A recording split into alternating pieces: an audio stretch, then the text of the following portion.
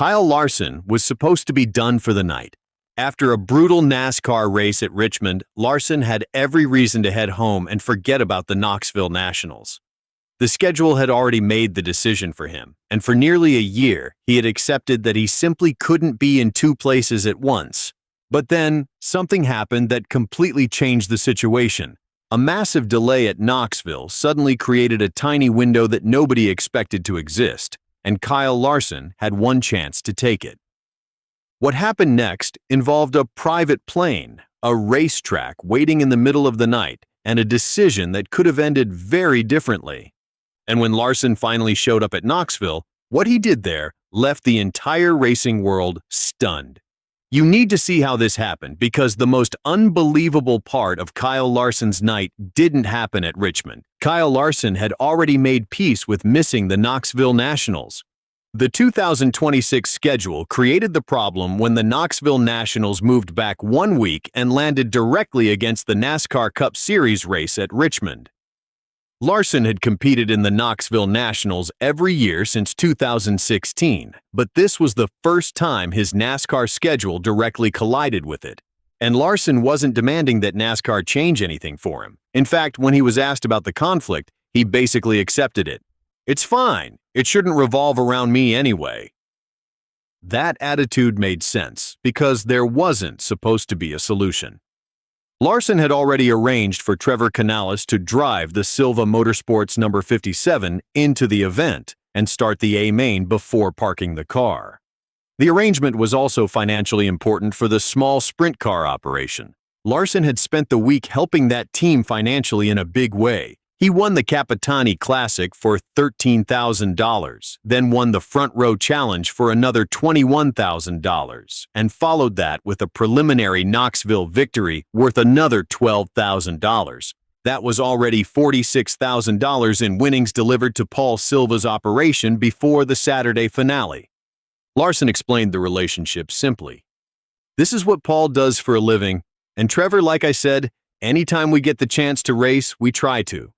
So this wasn't simply Larson wanting to squeeze another race into his weekend.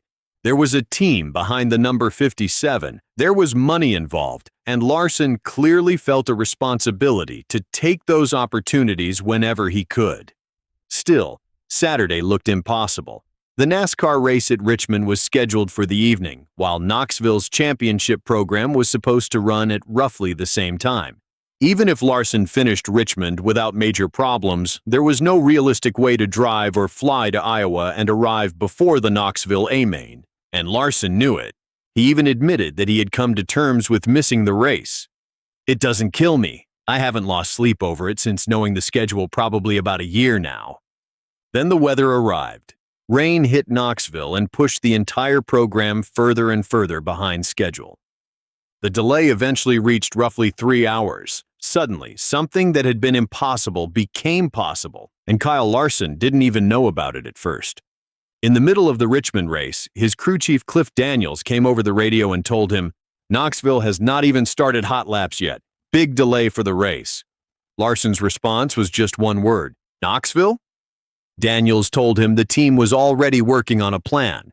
And this is where the story gets even more interesting. Larson had initially resisted the idea because he didn't believe the timing would work. But Hendrick Motorsports president Jeff Andrews, Cliff Daniels, and Larson's team began putting the logistics together anyway. Daniels later explained that he would rather have a plan ready that Larson could reject than have no plan at all. He kept pushing. Kept telling me no. He kept telling Jeff Andrews no. But the team kept working because they realized that if they could physically get Larson to Iowa, he might actually have a chance to do something special. Meanwhile, Larson still had to finish the NASCAR race, and Richmond wasn't going smoothly. He had qualified 30th and started from the back. Early in the race, he even fell 2 laps down. But instead of letting the night disappear, Larson fought his way back. He finished Stage 1 in 25th. Climbed to 13th by the end of Stage 2, and used the free pass to return to the lead lap. By the closing stages, he was inside the top 10. Then the checkered flag finally fell. Kyle Larson finished 6th. That result mattered on its own because it was his best finish in several races and came after a difficult stretch in the NASCAR Cup Series. But he barely had time to think about it. Larson was immediately released from his normal media obligations, ran from the number 5 Chevrolet, grabbed what he needed, took food and hydration from his team, and headed for Richmond International Airport. At 10:57 p.m. Eastern, the chartered aircraft took off. Its destination was Iowa, and suddenly, this wasn't just a racing story anymore. Fans began tracking the aircraft online. The plane became one of the most watched flights on the planet as people followed its movement toward Iowa, while Knoxville Raceway even put the live flight tracker on the giant video board at the track. Fans inside the grandstands were watching a little aircraft icon move closer to the racetrack. At 12:55 a.m., Larson landed in Iowa. A police escort was waiting, and around 1:15 a.m., Larson finally walked through the gates of Knoxville Raceway. But he had made it. "This is pretty sick," Larson said.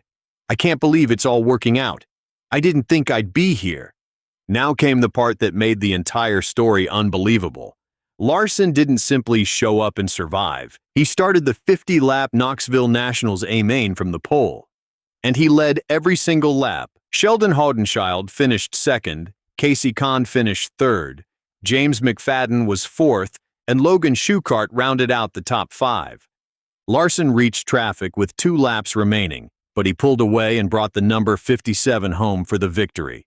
The race finished at approximately 2:38 a.m. Eastern. So think about what had just happened. Larson had spent hours racing a NASCAR Cup car at Richmond. He finished 6th. Then he reached Knoxville shortly after 1 a.m. And roughly an hour and a half later, he was standing on top of a sprint car celebrating a Knoxville Nationals victory. Sports Illustrated described the night as the kind of performance that adds to Larson's legend, especially because the weather delay that once caused him problems during his Indianapolis 500/Coca-Cola 600 attempts had finally worked in his favor. And the victory wasn't small. The Knoxville Nationals A-Main paid $200,000 to win. Add the pole award, preliminary victory, and other earnings from the week, and Larson's total for the Knoxville week pushed beyond $212,000. More importantly, this was Larson's 4th Knoxville Nationals championship. That puts him alongside Kenny Weld and Danny Lasowski with 4 wins, moving him into a tie for 4th on the event's all-time victory list. But perhaps the most important part of the entire story is what Larson said afterward. He didn't act like he had just pulled off something normal. It's extremely surreal. And he admitted that for days he had almost no emotion because he had already accepted that he wasn't going to race. There was only a small amount of hope tied to the weather.